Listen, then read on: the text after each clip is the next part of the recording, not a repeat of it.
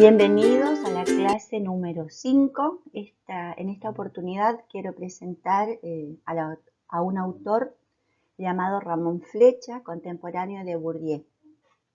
Lo primero que quiero comentarles es que tanto Bourdieu como Flecha son contemporáneos en la escritura de los textos que estamos manejando. Esto quiere decir que los textos tienen más de 30 años. Al concepto de cultura que desarrolló Bourdieu vamos a agregarle o vamos a ponerlo en relación con otros dos, educación y desigualdad. Aunque los dos autores hablan de dos instituciones diferentes, la que señala Bourdieu es el mundo académico, o sea, donde se produce, circula, se utilizan los textos científicos, y Flecha se enfoca en el sistema educativo en sus distintos niveles. Los dos coinciden en que las instituciones a las que hacemos referencia son reproductores de un orden social desigual. Lo segundo que quiero decir antes de presentar el mapa del texto es que cuando Flecha habla de nuevas desigualdades educativas, está implicado que el autor entiende que antes del mundo de la información o la sociedad de la información o postindustrial, como se la llama, ya tenía dentro del sistema educativo muchos indicios observables de que la educación no era una institución igualadora. O sea, las escuelas en todos sus niveles de algún modo reproducen las desigualdades que existen en la sociedad general. Lo novedoso de Flecha, lo atractivo para nuestra cátedra es que desagrega el concepto de la sociedad de información dando algunos descriptores de ella y explica cómo ese círculo de la desigualdad es reforzado por el sistema educativo. Para explicar cómo se reproduce el orden desigual a través de la educación, Flecha afirma que la sociedad en la que hoy vivimos, a pesar de haber sufrido grandes transformaciones al dejar de ser una sociedad industrial y convertirse en una sociedad de la información, el cambio en la manera de generar riqueza nos hace pensar en una sociedad más igualitaria que la etapa anterior, donde la posesión del capital, o sea, de los bienes materiales, demarcaba los límites de los estratos sociales, es decir, a qué segmento de la sociedad uno pertenecía, tenía que ver con el nivel de acumulación de capital. Cuando hablamos de capital estamos hablando de los medios de producción o nuestra condición de empresario o nuestra condición de empleados públicos o nuestra condición de desocupados, lo que marca en el sentido común esta diferencia que para todos es muy común escuchar, la clase baja, la clase media, la clase alta. Esa división en estratos sociales en la sociedad industrial dependía del capital que uno tenía. Y en el 1990 se dio un debate acerca de que el generador de riqueza ya, el motor dinamizador de la economía ya no era el capital material, sino que dependía la generación de riqueza y por lo tanto la pertenencia a otro estatus superior, la capacidad del ser humano para generar conocimientos o innovación a partir de un recurso que es compartido por todos los seres humanos, que es la materia gris. El autor señala que la desigualdad persiste de otras formas y que la educación es funcional a un orden conservador. Bueno, vamos a comenzar entonces con el mapa del texto. En el primer punto, lo que señala Flecha es la falta de significado sustantivo de la denominación de sociedad postindustrial. Lo único que dice con ese rótulo de post es que es posterior a la sociedad industrial, pero no nos dice ninguna otra cosa, no nos da ningún dato. Entonces lo que hace en el segundo apartado es tomar algunos descriptores, 3 por lo menos, de la sociedad que él llama de la información. La primera característica que se le ocurre como central para entender las nuevas desigualdades es afirmar que tanto la sociedad industrial como la sociedad de la información en términos educativos siguen siendo desiguales.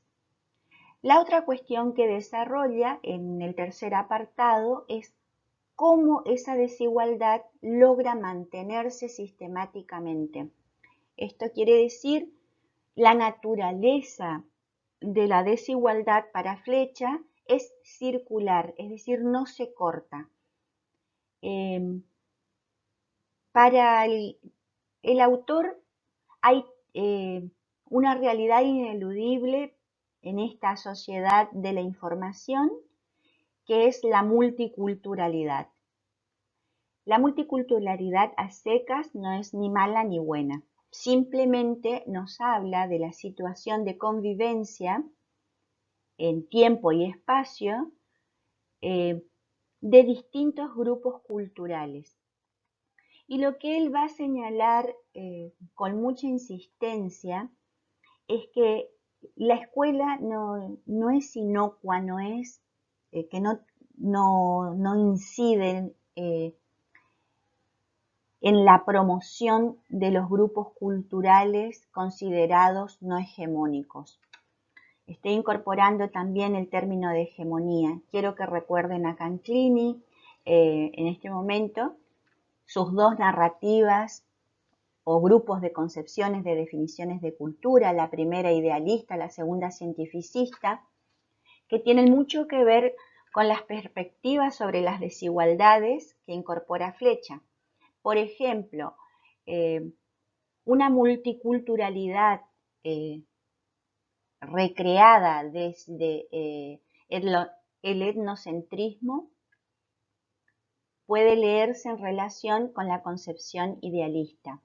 Una multiculturalidad abordada desde el relativismo cultural puede relacionarse perfectamente o dialogar con la concepción cientificista que propone Canclini.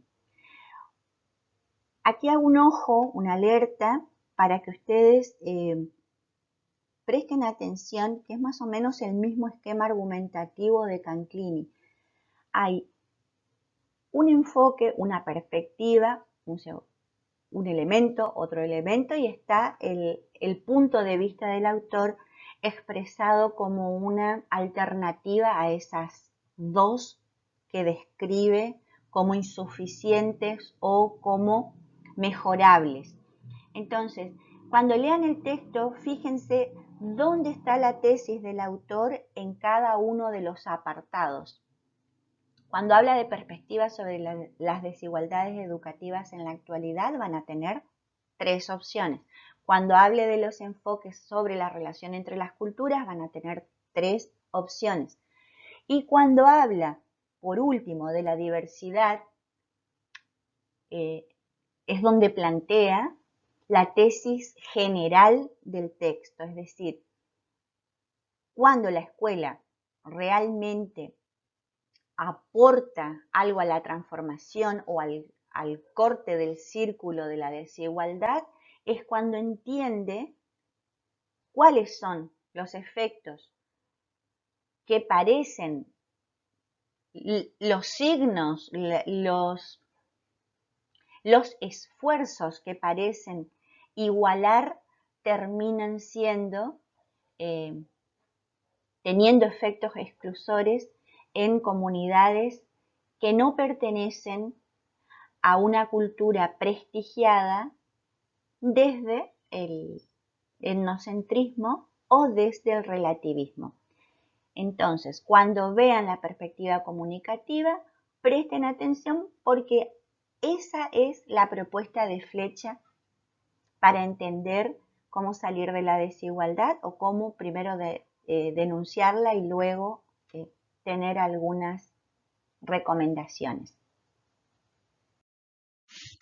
Bueno, según Flecha, hay 3 características de la sociedad de la información que debemos resaltar. El primero es la prevalencia del capital cultural sobre el capital material. Es decir, que el procesamiento de la información se está convirtiendo en el factor determinante de la economía y de casi todas las áreas de la vida social y, por supuesto, también en el ámbito educativo. Los elementos curriculares aquí juegan un puesto central. El conocimiento que el alumno, el estudiante secundario, el estudiante universitario adquiere en los distintos tramos se vuelve esencial para ingresar o quedar afuera del sistema productivo o ingresar al mundo del trabajo. Esto tiene que ver con una segunda característica, que es la dualización social. Se podría pensar, dice Flecha, que los avances tecnológicos podrían mejorar la calidad del empleo, pero lo que está ocurriendo con la tecnologización es una fuerte disminución del número de puestos de trabajo y la extensión de la jornada laboral. Si analizamos el ámbito de la educación, sucede algo similar. Por ejemplo, hace 20 años o 30 años, un estudiante de bachillerato o un estudiante que salía de una escuela técnica tenía alguna garantía desde el sistema educativo de pasar al sistema productivo a través de las credenciales adquiridas. Pero en un momento que podemos fijar como en la globalización, en la sociedad de la globalización, aprender inglés o aprender computación se volvieron credenciales extracurriculares necesarias también para poder acceder a un puesto de trabajo. Pensemos ahora en nuestra situación de pandemia. Todos tenemos conocimientos adquiridos, todos tenemos materia gris para pensar, todos podemos crear, recrear, transformar lo adquirido, pero si no tenemos acceso a la virtualidad, si no podemos tener datos en el teléfono, si no tenemos los suficientes recursos de informática como para entrar al aula, hacer un grupo, leer los materiales a tiempo, si no entendemos cómo funciona la plataforma, si no sabemos dar clase en el caso de los que ya estamos trabajando, si no nos adaptamos a esas exigencias del contexto en el que estamos viviendo, tenemos materia gris, pero los conocimientos que tenemos no nos sirven ni para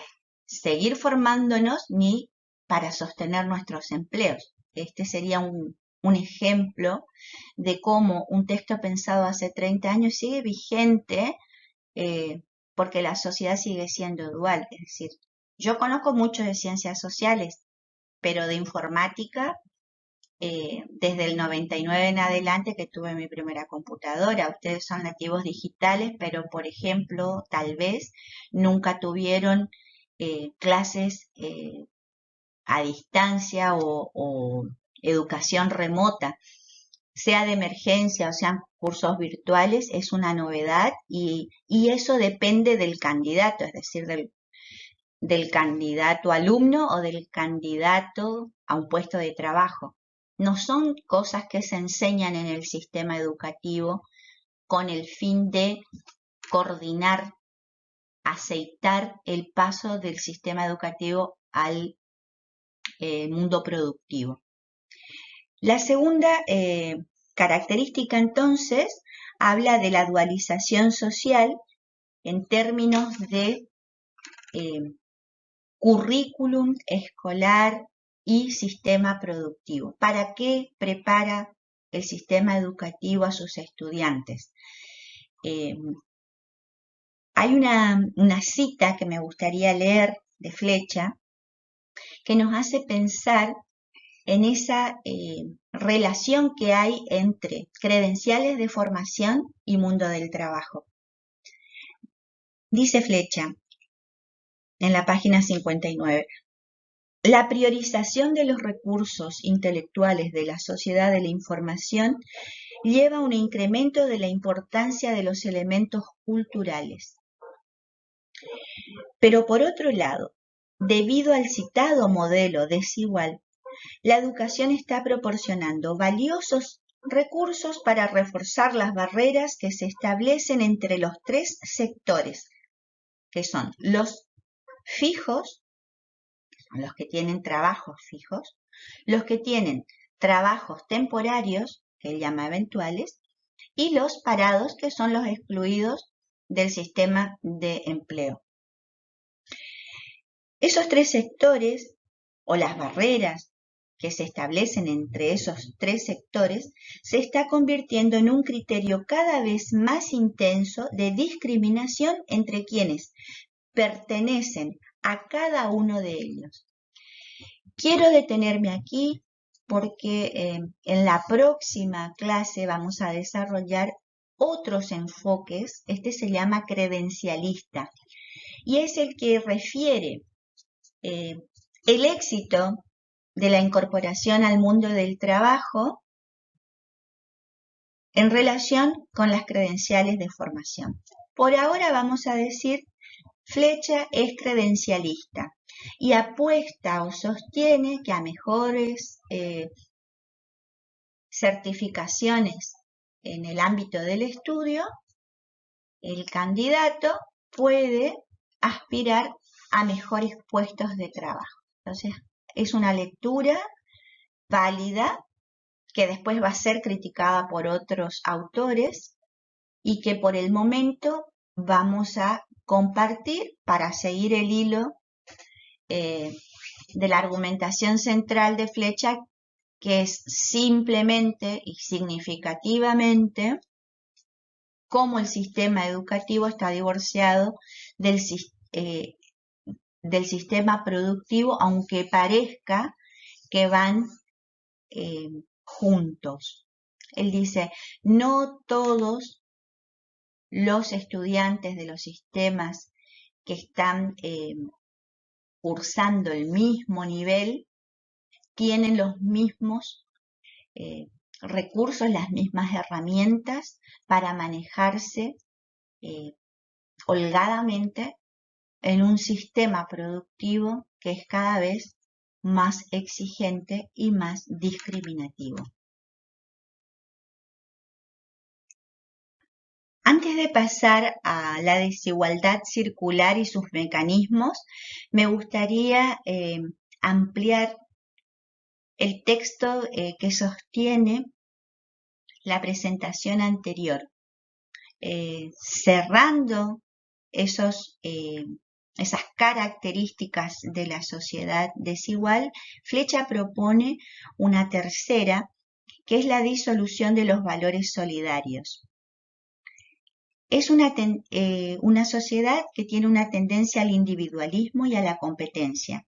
Esto produce escisiones y fragmentaciones cada vez más profundas en la sociedad.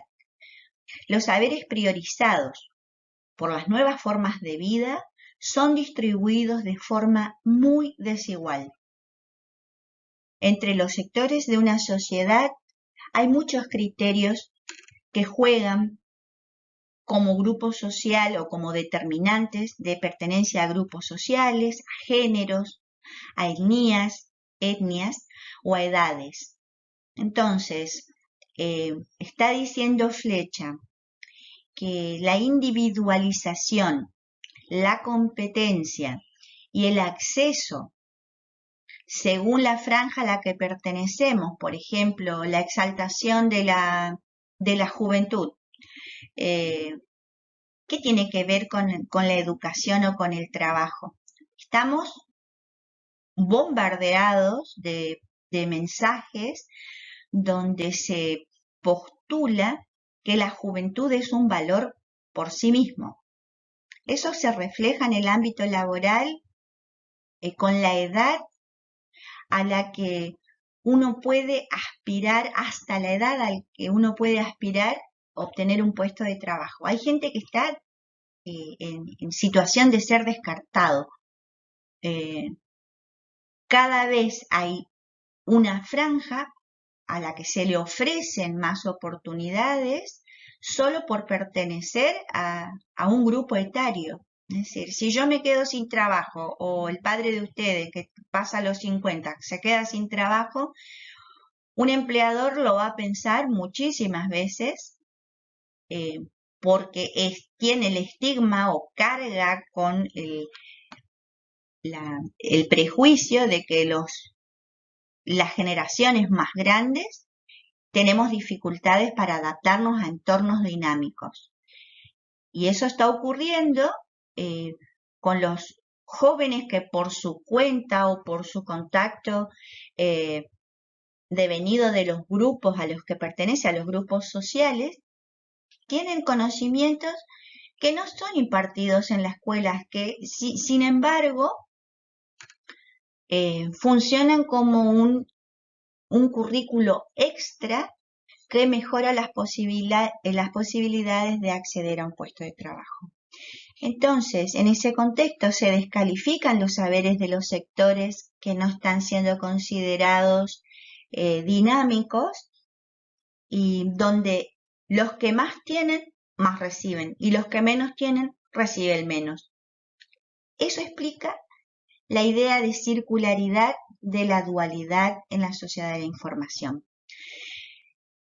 Siguiendo con nuestra exposición, con el mapa del texto, vamos a ver cómo imagina Flecha, cómo se explica Flecha que esa desigualdad no se corte. Él apela a tres procedimientos, mecanismos, formas en que la sociedad de élite permanece en la élite y la gente que no es de un grupo social prestigioso, considerado poderoso o mejor establecido, sigue perteneciendo a su sector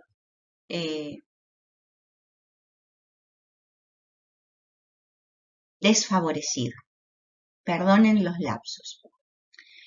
El primero hace alusión a la distinción.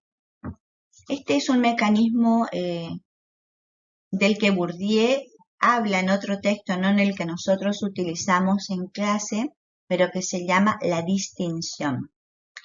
Es muy interesante y es muy fácil de comprender si lo leemos junto con el otro mecanismo que es el de seguimiento.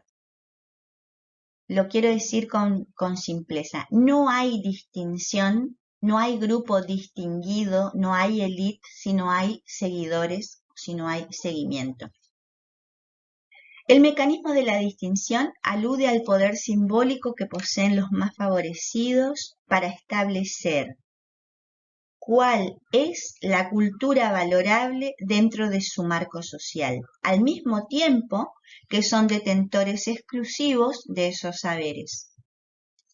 Cada vez más estas personas determinan sus hábitos culturales en función de su poder simbólico, lo que la diferencia de otros sectores.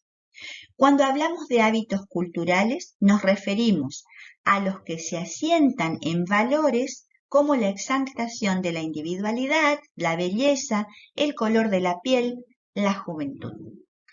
Hay un ejemplo, varios, mejor dicho, pero yo voy a proponer uno en el texto de Flecha, que explica muy bien cómo funciona la distinción y el seguimiento en la sociedad. Él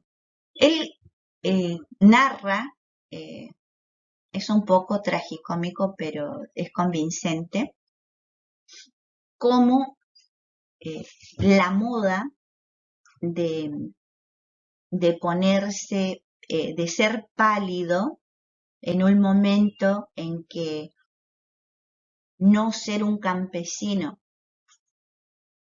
se observaba físicamente en la piel, o ser pálido significaba no ser un trabajador rural, en algún momento cambian. Es decir, era más prestigioso tener la piel tostada por el sol. Él marca ese momento de distinción cuando los obreros rurales o los campesinos pasan a las fábricas. Al pasar a las fábricas también se vuelven pálidos, y para distinguirse la sociedad de élite comienza a solearse y a tomar un color que le daba el contacto con el mar. Eso significa, en términos simbólicos, yo puedo estar horas al sol o pasear cerca del mar, no soy un obrero de fábrica. Cuando los obreros de fábrica tienen sus sindicatos y los gremios empiezan a poner hoteles cerca del mar para los empleados de las fábricas, la élite se mueve hacia otro estándar que es no ya el color del mar, sino el color que adquiere la piel cuando está en contacto con la nieve. Entonces, no hay forma de alcanzar el ideal de la élite siendo o perteneciendo a un estrato superior. Solo le queda a la clase trabajadora convivir con una versión más o menos adaptada de la que propone la élite. Es decir, siempre funciona como una imitación, nunca es la versión real. El seguimiento, entonces, es la otra cara moneda de la distinción. Es el mecanismo mediante el cual los sectores no distinguidos de la población escogen sus prácticas socioculturales tratando de imitar a los que están en los grupos privilegiados.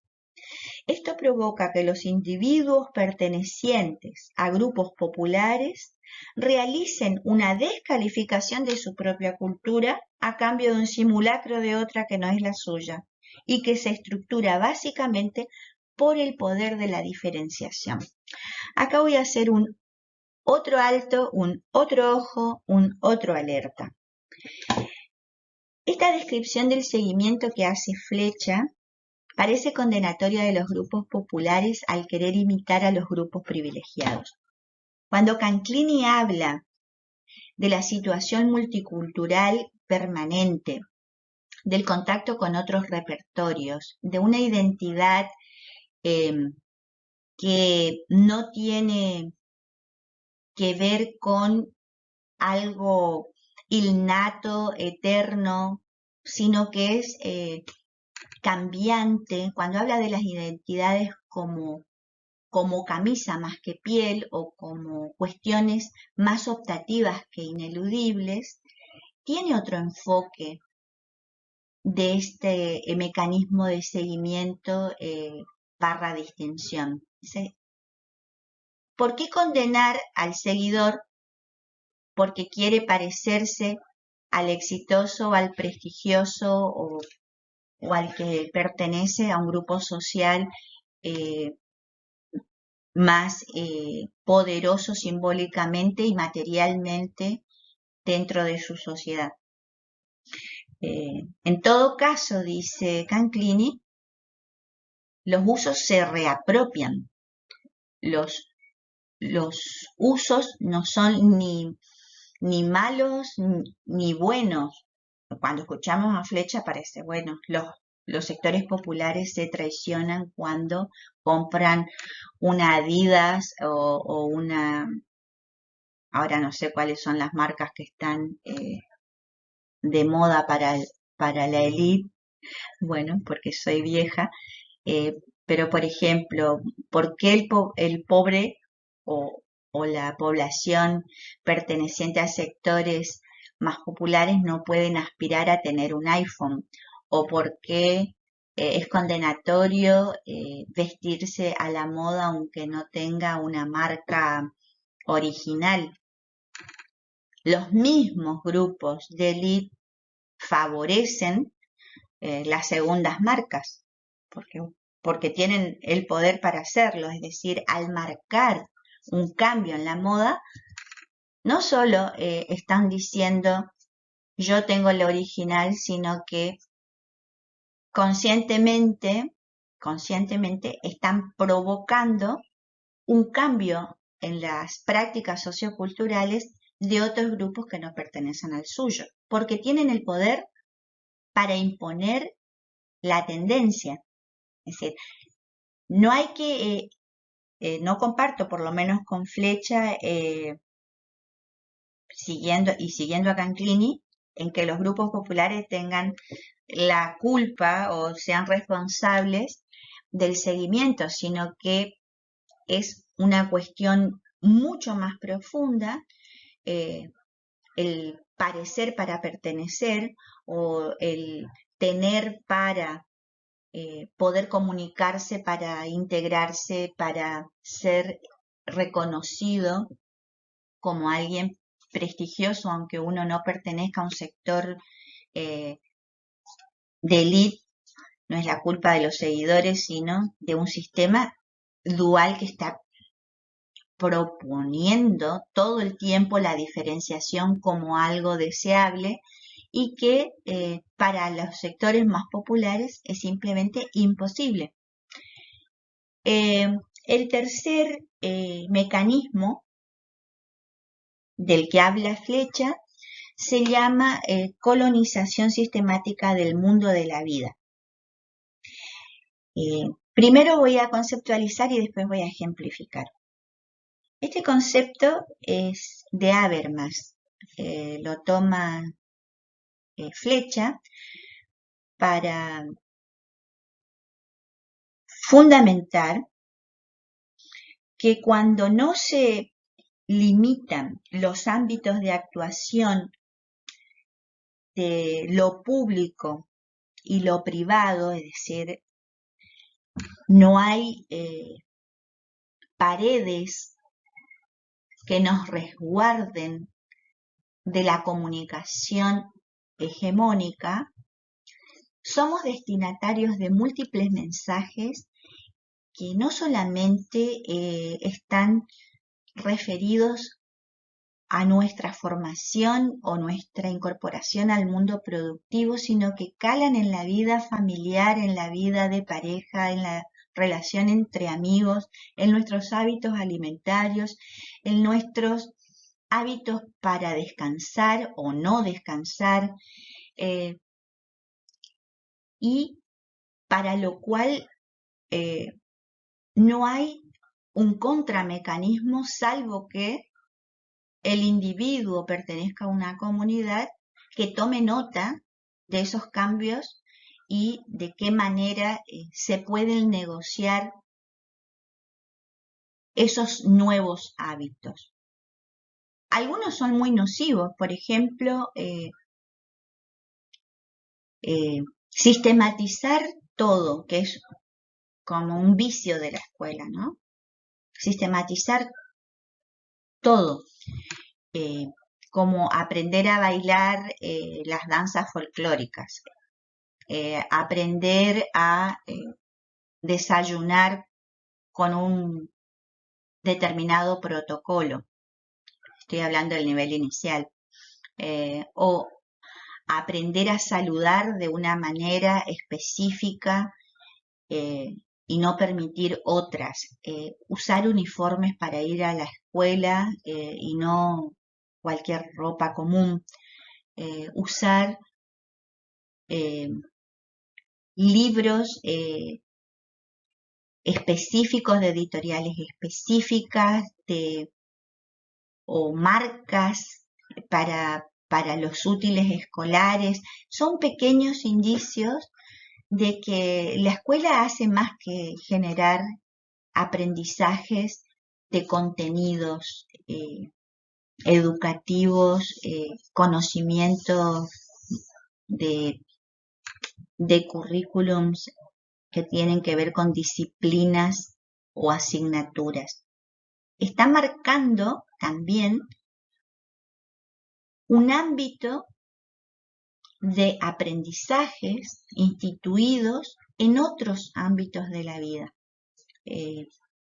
Entonces, esta colonización sistemática del mundo de la vida que la escuela o los medios, o juntos los medios, las escuelas, el cine, las redes sociales en este momento, más que el cine, más que la escuela, más que la familia, incitan a adherir, hacen perder la riqueza que nosotros mismos tenemos porque pertenecemos a ese grupo, porque pertenecemos a esa familia, a esa comunidad, y perdemos la espontaneidad. Perdemos la espontaneidad. Yo siempre hago referencia a algunos avisos publicitarios que iban en una tanda entre bloque y bloque de los noticieros y decían, bueno, aprendé a besar llamando al 2020. Aprendé a contar chistes y ser divertido haciendo tal cosa. Según es gracioso o no es gracioso. Aprende a besar besando. Aprende a bailar aunque no haya una coreografía establecida. Puede hacer gimnasia aunque no siga a un influencer que te diga cómo hacer abdominales, o puede preguntarse por qué tengo que tener abdominales marcados. Eso es la colonización del mundo de la vida, cuando nosotros perdemos contacto con nuestros conocimientos y nos volvemos no espontáneos. La escuela colabora para la pérdida de la espontaneidad y para recurrir a nuestras propias prácticas culturales que son efectivas, que no necesitan una clase. Supongamos en el NEA no necesitamos ir a una clase de cumbia para saber cómo se mueve el cuerpo al compás de los chaques. Sabemos cómo se baila porque nacimos en algún barrio, o algunos bailarán mejor el tango, otros bailarán mejor un chamamé, un balseado, una guaraña. No es necesario curricularizar todo.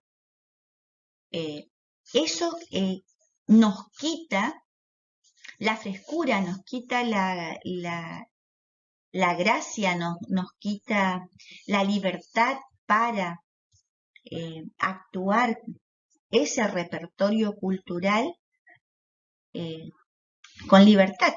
Y a eso se le llama colonización sistemática del mundo de la vida, por oposición a otra forma de colonización que es hasta aceptable porque tiene que ver con la vida pública, es decir, cómo hacer un trámite, cómo hacer un currículum, cómo anotar a la identidad de un hijo, o sea, cómo volverlo ciudadano o poblador reconocido, qué pasos hay que seguir para hacer un divorcio, todo eso que tiene que ver con la vida pública, hasta es razonable, pero hay cosas que son ridículas y a eso está conceptualizada como una colonización sistemática del mundo de la vida, tenemos que entenderlo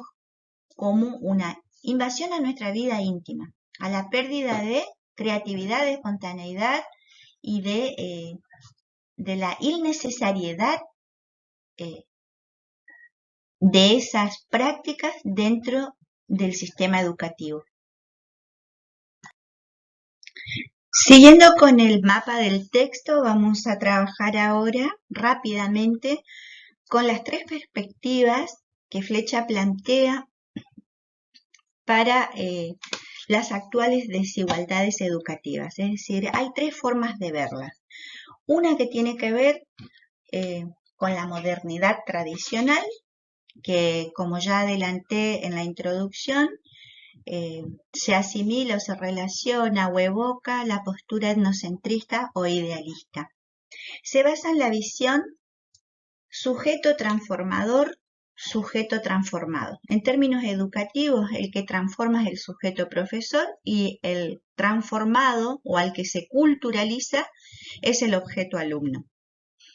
La crisis actual de la modernidad, dice Flecha, desautoriza a esos sujetos y a las verdades absolutas en que se basan. Para esta visión, sus instituciones son la garantía al acceso de la cultura.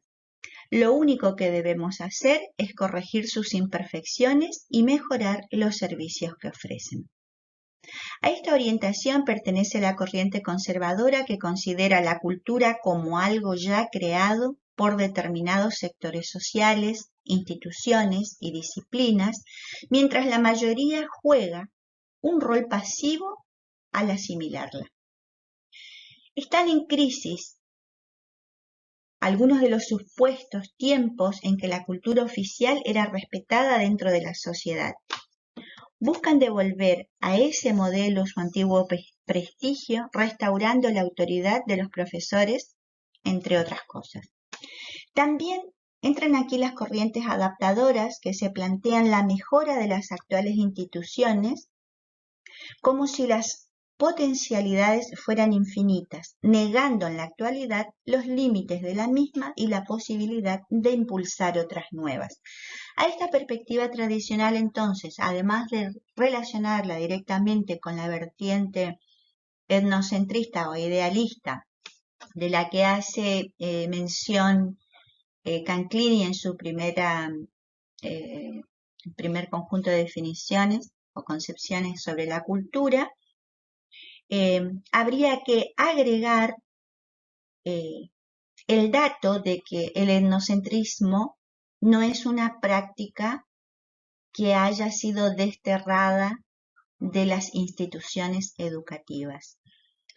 Hay muchos docentes en todos los niveles que piensan que es necesario reformar o adaptar, rehabilitar al estudiante para que no caiga en el fracaso escolar o adquiera lo que es prestigioso desde el enfoque de las élites. La segunda perspectiva posmoderna tiene relación, también lo adelanté en la introducción, con una de las vertientes del segundo grupo de concepciones descritas por Canclini, y es el relativismo cultural. No sé si se acuerdan, decíamos que si bien en esta posición relativista se acepta que todas las culturas tienen el mismo estatus, es decir, no hay culturas mejores que otras, hay culturas simplemente, hay un problema de intervención, o sea, que se da, desde esta concepción se da algunos problemas a nivel de la intervención. ¿Hasta qué punto la escuela puede admitir que todas las prácticas culturales sean vividas y sean aceptadas en el ámbito escolar sin generar un choque o un no diálogo entre los grupos que pertenecen a distintas culturas? Por ejemplo, si tenemos en un aula, en un grupo aula, en un grupo clase, eh, eh, estudiantes pertenecientes a, supongamos, la colectividad de gitanos. Y nosotros, como docentes, tenemos el preconcepto, el prejuicio de que los miembros de una familia tienen que estar separados a la hora de dormir, matrimonio por un lado, los chicos varones por un lado, las chicas o las mujeres menores por otro, y hacemos hincapié en esa idea de tiene cada uno que tener su dormitorio porque es más saludable, porque es más sano, porque es lo que se aconseja desde la psicología, desde la medicina occidental, etcétera. Estoy pensando en casos extremos, pero podría ser algo mucho más sencillo, el concepto de familia. Si nosotros insistimos desde el nivel preescolar hasta el nivel primario en festejar una semana completa, el Día de la Familia, sin advertir que hay muchos modelos de familias, no solamente el padre, la madre, la nena y el nene, sino que en este momento, y bueno, siempre hubieron otros modelos de familia, pero solo hablamos de el que tiene madre y padre, festejamos el Día de la Familia, el Día del Padre, el Día de la Madre. ¿Qué pasa con los chicos que no tienen hogares biparentales, sino que están viviendo a veces ni siquiera con sus progenitores, sino con una abuela, o están en un lugar de resguardo y de cuidado institucional, estatal, donde no hay padre, no hay madre, solo hay adultos que cuidan a menores, y esos menores son de distintos grupos familiares que por alguna razón específica y crítica, traumática, no conviven en una misma casa. Es decir, cuando naturalizamos algunos conceptos, por ejemplo el de familia, o por ejemplo el de hacinamiento, o calificamos de hacinamiento a una práctica que es cultural, ¿qué estamos diciendo? ¿Qué mensaje, qué aprendizaje, qué prácticas podemos revisar a la hora de tener grupos multiculturales? Una de las formas de trabajar con la diferencia y pasar cualquiera de estos dos enfoques para Flecha es la introducción, la adhesión, la reflexión en la perspectiva o desde la perspectiva comunicativa. La perspectiva comunicativa se opone a los dos modelos anteriores, concibe a todas las personas como sujetos a través del diálogo entre sujetos. Buscan desarrollar nuevas orientaciones críticas que se opongan a las desigualdades, proponiendo la búsqueda de una igualdad educativa no uniformizadora. Esta es la clave para entender los enfoques que Flecha plantea para la docencia, para los profesores de todos los niveles, para las instituciones, para la gestión educativa en general. Vamos a ver cómo podemos, desde el autor, mantener las diferencias, pero generando condiciones igualadoras en nuestras prácticas educativas. Él apuesta al diálogo, también es un concepto habermasiano, la perspectiva comunicativa o la dialoguista, y vamos a ver en qué consiste en la próxima filmina.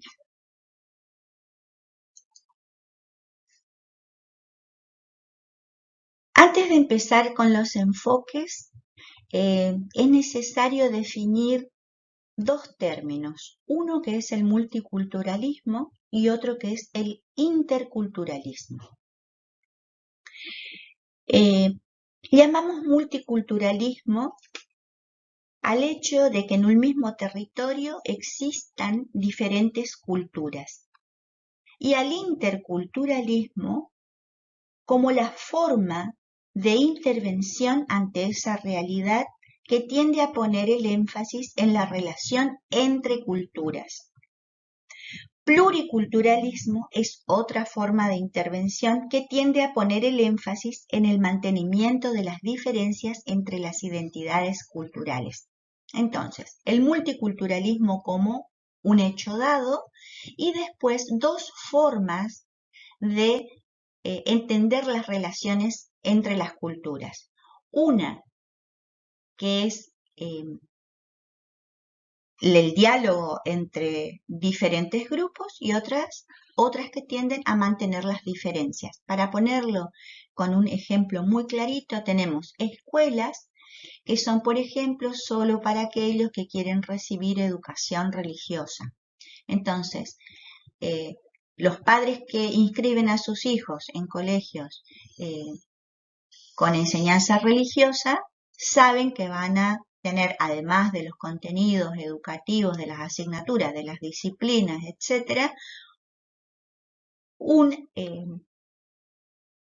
mensaje específico sobre la vida religiosa y de esa manera lo que se hace es mantener el legado cultural de las familias que eligen mandar a esos chicos, a sus hijos, a escuelas determinadas. En casos extremos hay escuelas que solo hablan en el idioma materno de los niños o estudiantes secundarios.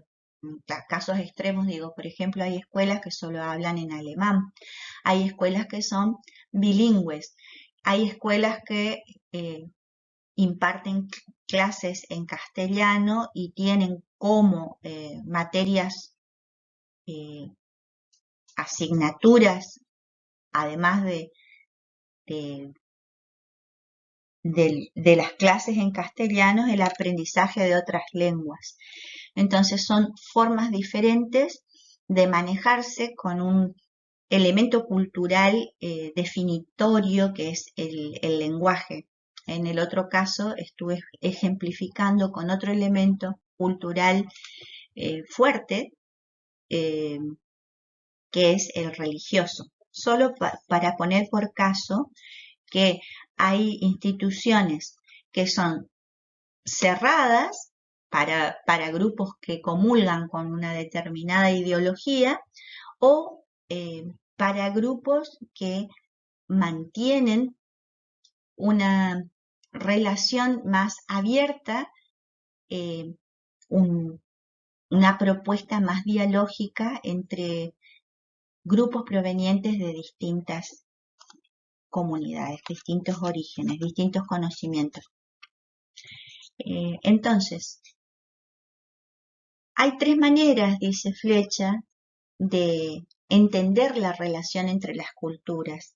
La primera es desde el enfoque etnocentrista, y aquí se entiende lo intercultural como asimilación o integración, es decir, la escuela opera como un órgano que adapta a los miembros que no son de la comunidad hegemónica a la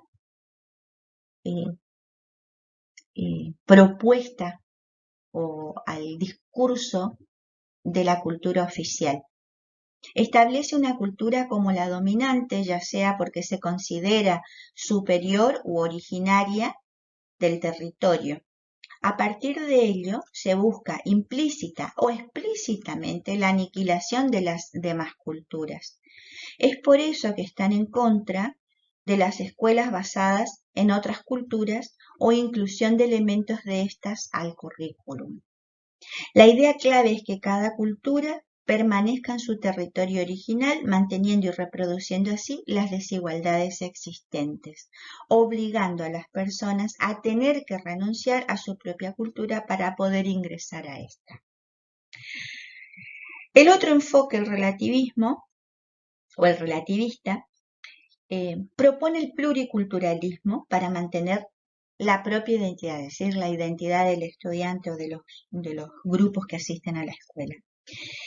Esta perspectiva tiende a adoptar una postura que Flecha llama nietzscheana, por Nietzsche.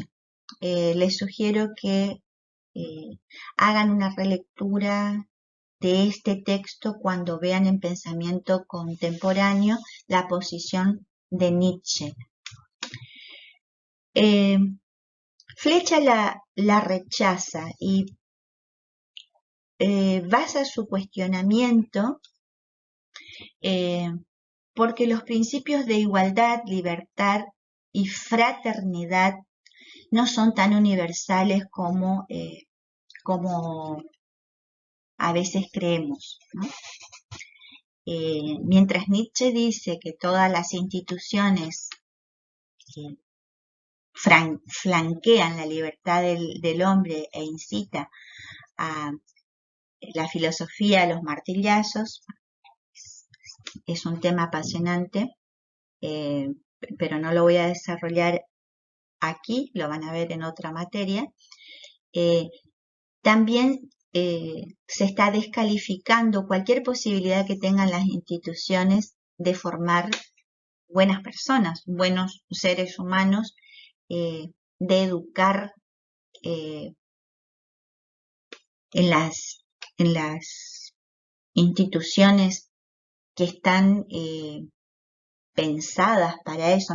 Nietzsche mismo no hubiera escrito filosofía a los martillazos si no hubiera sido instruido para la lectura. Es decir que toda institución del Estado es coercitiva, que es coactiva, nos llenaría de analfabetos, dice Flecha. Y eso también es cuestionable. Un analfabeto sería un excluido y por lo tanto no sería libre. Este enfoque tiende a reproducir e incluso a aumentar las desigualdades existentes al prescindir del hecho de que éstas no tienen su origen en las relaciones entre las culturas acrecentadas en la modernidad, sino en las mismas características de cada una de las culturas, como por ejemplo las desigualdades de género, las desigualdades de edad. La superación de estas desigualdades no pasa por el mantenimiento de la identidad de cada cultura, sino en su evolución. Supongamos que tenemos en un aula clase, en un grupo clase, en una institución escolar, personas que vienen de un mundo donde adultos y púberes conviven en pareja, o tenemos niñas madres, o tenemos casos de violencia sobre mujeres o violencia sobre infantes, y decimos, bueno, si en la casa o en su cultura eso está permitido, nosotros no tenemos por qué intervenir, no tenemos que decir nada, no nos metamos, etc. La escuela está cumpliendo una función respetuosa de la cultura, pero letal, fatal o traumática para la integración de esas personas a otro momento de la sociedad donde la pedofilia o la violencia física sobre mujeres o sobre niños, el abuso, el acoso, ya están legislados. Entonces, la escuela no puede permitir prácticas culturales aberrantes con el pretexto de no interferir en la reproducción de prácticas que ya no pueden ser permitidas en el siglo XXI, en una sociedad donde se está conviviendo con un estatus legal que que condena esas prácticas. Por último, el enfoque comunicativo nos habla de que el interculturalismo y el pluriculturalismo, las dos que estuvimos trabajando recién, son opciones de una dinámica que podrían encontrar una mejor versión cuando le damos una fichita, ponemos un esfuerzo en el diálogo libre hacia la igualdad. ¿Qué quiere decir esto? Para Flecha, el enfoque comunicativo se basa en el diálogo como forma de relación entre las culturas y es un camino hacia la superación de las actuales desigualdades y exclusiones. Propone intentar que al máximo de lo posible, la decisión esté en manos de las propias personas implicadas. Se está así a favor de la evolución y la ruptura de la homogeneidad de todas las culturas al considerar que todas, también la dominante, se enriquecen en su mezcla con otras a través de los procesos de libre mestizaje. ¿Qué será el libre mestizaje en un grupo aula, en un grupo clase, en una institución educativa?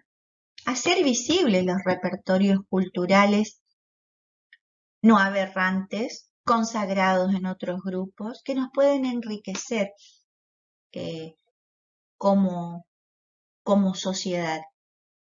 Lo que no está dicho con todas las letras, pero me parece importante que no quede como algo elidido, algo supuesto, algo que me puedo imaginar, pero no lo dice Flecha, y sí, lo dice de muchas maneras, pero es un rotundo no a la escuela, a pasar por alto las diferencias culturales y tratar de adaptar para homogeneizar y facilitar la reproducción social, transitar cómodamente la formación sin